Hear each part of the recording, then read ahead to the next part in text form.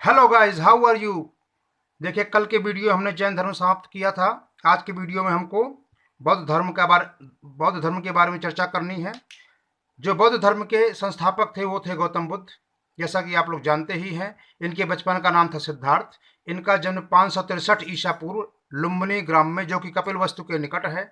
यह जो कपिल वस्तु है, ये आपका नेपाल की तराई के में पाया जाता है। आपका वर्तमान इसका नाम रूमिनदेई है।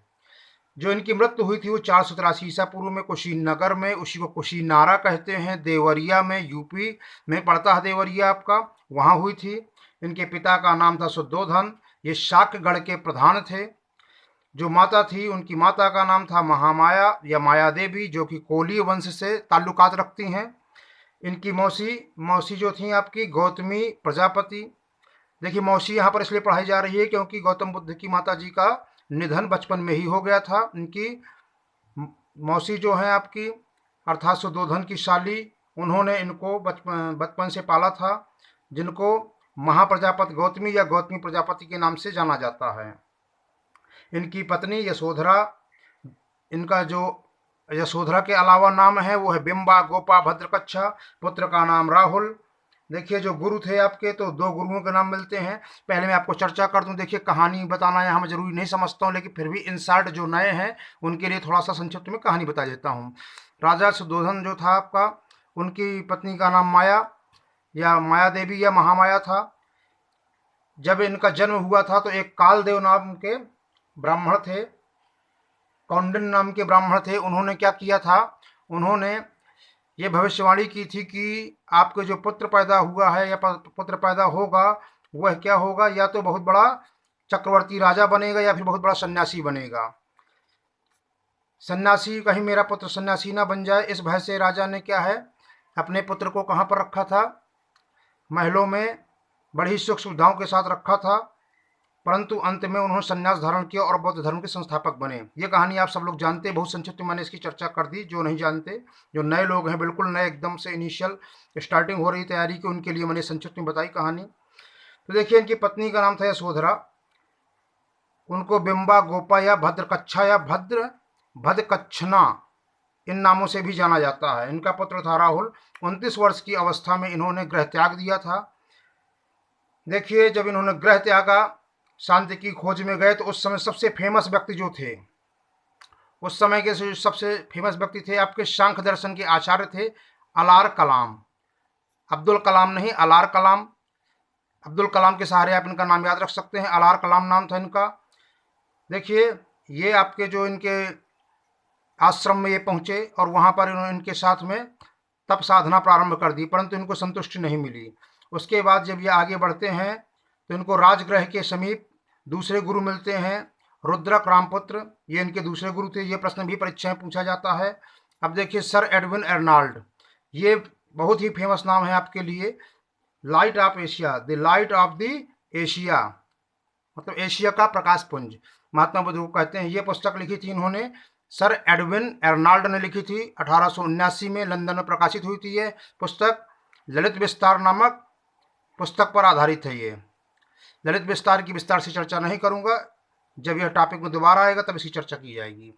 देखिए, कनिष्क के समय से महात्मा बुद्ध को देवता के रूप में पूजा जाने लगा। इनको देवता के रूप में मान्यता कनिष्क के शासनकाल से प्राप्त हुई थी। देखिए, जब इन्होंने गृह त्याग दिया तो 6 वर्ष तक कठोर तपस्या की। 6 वर्ष तक कठोर तपस्या करने के बाद इनको ज्ञान की प्राप्ति हुई। दिन था आपका वैशाख पूर्णिमा। बोध गया में इनको ज्ञान की प्राप्ति हुई। निरंजना नदी के किनारे ज्ञान की प्राप्ति हुई। पीपल के वृक्ष के नीचे ज्ञान की प्राप्ति हुई। यहाँ पर मैंने वृक्ष का नाम नहीं लिखा, पीपल के वृक्ष के नीचे, जिसको बोधि वृक्ष भी कहते हैं। देखिए, इनके साथ साथ आपको कुछ चीज़ें और भी जाननी चाहिए।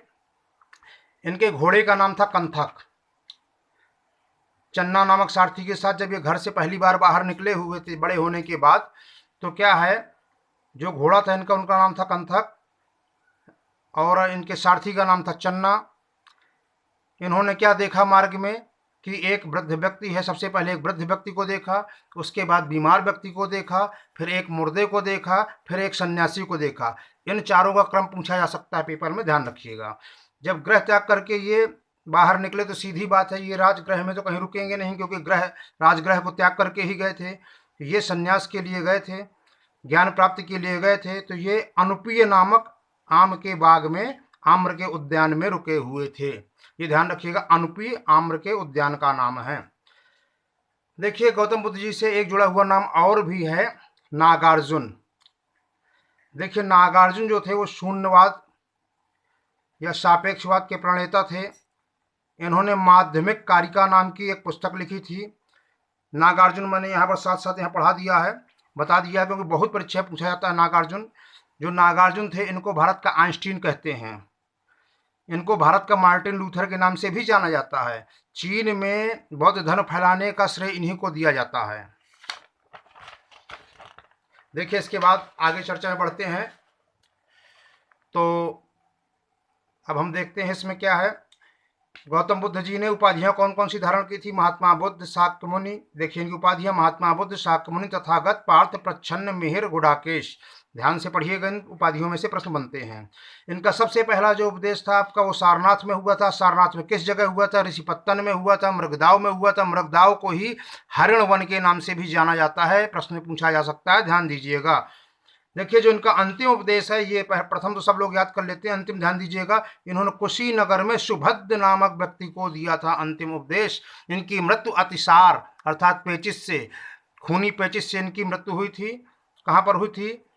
कुशीनगर में ही हुई थी, जिसे कुशीनारा भी कहते हैं। इनका अंतिम उपदेश किसको दिया था इन्होंने? सुभद्र को। देखिए तपस्वी और भल्लिक। तपस्वी और भल्लिक बहुत फेमस नाम है। ये इनके प्रथम अनुयायी थे। प्रथम अनुयायी मुझे इधर लिखना चाहिए था। प्रथम अनुयायी कौन थे आपके? तपस्वी और भल्लिक। देखिए तपस्वी और भल्लिक, देखिए जब ये ज्ञान प्राप्ति कर लिया था इन्होंने, तो सबसे पहले 5 ब्राह्मणों को अपना उपदेश दिया था। और सबसे पहला उपदेश दिया था सारनाथ में। मैं पहले बता चुका हूँ आपको, ऋषिपत्तन या मृगदाव या हरिण वन। देखिए परंतु जो प्रथम अनुयायी बात अलग है। इन्होंने उपदेश किसे दिए वो एक अलग बात हो गई। अनुयायी कौन थे? वो थे आपके तपस्वी व भल्लिक। जो बौद्ध संघ की इन्होंने स्थापना की वो सारनाथ में की। इनके जो भाषण देने, उपदेश देने की भाषा थी वो थी पाली। सबसे ज्यादा इन्होंने अपने जीवन काल में जहां उपदेश दिए वो था आपका श्रावस्ती, जो कि कौशल राज्य में है। श्रावस्ती कौशल की राजधानी है आपकी, वहां पर सबसे ज्यादा इन्होंने उपदेश दिए। जो बुद्ध जी हैं इन्होंने अपने वर्षा, बौद्धों में क्या होता है कि 4 महीने ये कहीं भ्रमण नहीं करते हैं, उपदेश नहीं देते हैं, और महाविहार में अपना वहीं पर रुकते हैं। वहीं पर आप अपना मनन मंथन करते हैं, चिंतन करते हैं कि हमें क्या आगे प्रोग्राम करना है, क्या हमसे सही हुआ, क्या गलत हुआ, इन सब पर विचार करते हैं। तो ये वर्षा काल अपना बिहार में काटा करते हैं। तो प्रथम वर्षावास इनका था सारनाथ में, और अंतिम लास्ट वर्षावास कहाँ हुआ था? वैशाली में हुआ था। ये भी ध्यान देने योग्य बात है। संघ में सबसे पहली महिला जिनको शामिल किया गया था वो थी प्रजापति गौतमी। और कहाँ पर शामिल किया गया थे? वैशाली में। ये भी याद रखिएगा, प्लेस का नाम भी पूछा गया है परीक्षाओं में। देखिए शासक जो इनके शिष्य जो शासक बने थे इनके, वो थे बिंबिसार, प्रसेनजीत, अजात शत्रु, उदयन। राजकीय महिलाएं जो इनसे जुड़ी हुई थी, राजकीय महिला जो कि गौतम बुद्ध से जुड़ी, वो राजकीय महिला कौन थी आपकी? क्षेमा और मल्लिका। अब ये क्षेमा कौन थी? मल्लिका शेरावत नहीं, मल्लिका। देखिए क्षेमा थी आपकी, वो बिंबिसार की पत्नी थी, और जो मल्लिका थी वो प्रसेनजीत की पत्नी थी। अन्य महिलाएं जो इनसे जुड़ी थी और परीक्षाओं में पूछी जाती हैं वो हैं आपकी नंदा, यशोधरा, आम्रपाली। तो देखिए नंदा जो थी आपकी इनकी मौसी की लड़की अर्थात गौतमी महामाया, मैंने अभी आपको बताया था आपको कि महागौतमी आपकी जो थी इनकी मौसी, उनकी पुत्री थी आपकी नंदा। यशोधरा इनकी पत्नी थी, वो भी इनके संघ में शामिल हुई थी आपकी। आम्रपाली जो कि क्या थी? वैशाली की एक नगर वधू अर्थात वेश्या थी, वो भी इनके संघ में शामिल हुई। ये सभी पूछी जाती परीक्षाओं में। देखिए अंगुलीमाल एक डाकू था, फेमस, ये कहानी सब जानते हैं। देखिए अंगुलीमाल क्या था आपका? एक फेमस डाकू था। ये श्रावस्ती में, कहाँ पर था? श्रावस्ती में मिला था। जब इन्होंने ज्ञान प्राप्त कर लिया था 20वें वर्ष श्रावस्ती जब गए थे, तो वहाँ अंगुलीमाल को उपदेश दे करके और उससे अस्त्र शस्त्र त्याग करवा करके उसे अपना शिष्य बनाया। देखिए इसी क्रम में आगे बढ़ते हुए हम लोग और जानते हैं, हमें एक चीज जानने से बहुत पूछी जाती, पावरण क्या है? पावरण एक समारोह होता है जब बौद्ध भिक्षु क्या करते हैं, 4 महीने रहते हैं, अपने महाविहार में काटते हैं, उसके बाद जब फिर उपदेश देने के लिए फिर निकलते हैं, धर्म प्रचार प्रसार के लिए फिर निकलते हैं, तो वो क्या करते हैं, अपने द्वारा किए गए अपराधों को स्वीकार करते हैं, गलतियों को स्वीकार करते हैं, चिंतन मंथन करते हैं। इस समारोह का नाम होता है पवरन। देखिए, इनके अगर शिष्यों की बात करें तो इनके जो मुख्य शिष्य थे आपके आनंद, इनके मुख्य शिष्यों में से कौन थे आपके, आनंद सबसे प्रिय शिष्य थे। उपालि, शारिपुत्र, मौदगल्यायन, देवदत्त। देवदत्त की कहानी बड़ी मजेदार है, इनके चाचा के लड़के थे देवदत्त। बचपन में आप लोगों ने कहानी पढ़ी होगी कि देवदत्त ने क्या किया था, एक पक्षी को तीर मारा था और सिद्धार्थ अर्थात गौतम बुद्ध ने उसको बचा लिया था। ये कहानी सबने पढ़ी है कि मारने वाले से बचाने वाला क्या होता है, बड़ा होता है। ये कहानी शायद मैं समझता हूँ सबने बचपन में पढ़ी होगी। तो देखिए, देवदत्त वही थे जो कि इनके क्या हो गए, शिष्य बने, परंतु इनके जीवन काल से ही वो संघ के क्या बनना चाहते थे, सर्वे सर्वा बनना चाहते थे। वो चाहते थे कि बुद्ध के जीवन काल में ही मैं उसको हथिया लूँ। ये इनके क्या हुए, विरोधी भी बन गए। तो ध्यान रखिएगा इनको।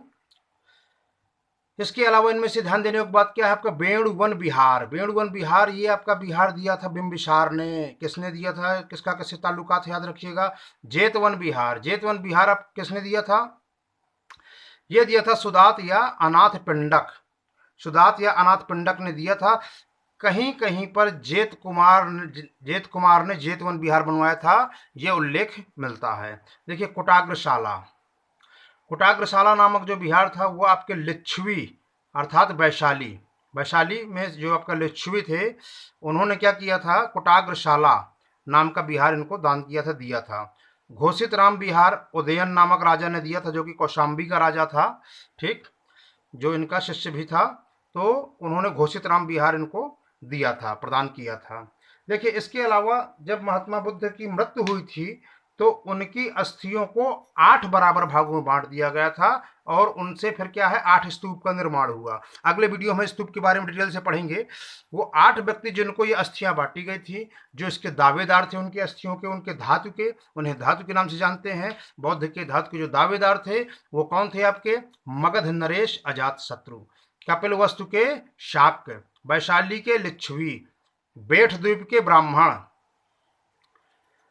इसके अलावा अलकप्प के बुली, पावा के मल्ल, पिपली वन के मोरीय और रामग्राम के कोलीय। देखिए, तो इनके संबंधी जितने थे, इनका जिनका निकट ताल्लुकात था वही इसके हकदार थे। और इस प्रकार से 8 स्तूपों की उनकी अस्थियों को लेकर के क्या की गई, आपकी निर्माण कराए गए। स्तूप का अर्थ होता है ढेर, जहाँ पर इनकी अस्थियां रखी गई वो स्तूप, वहाँ पर जो निर्माण हुआ अस्थियों के आसपास वो स्तूप कहलाए आपके। इसकी चर्चा अगले वीडियो में डिटेल से करेंगे। तब तक के लिए आप पढ़ते रहिए ध्यान से, अपना स्वास्थ्य का ध्यान रखिए। नमस्कार, धन्यवाद।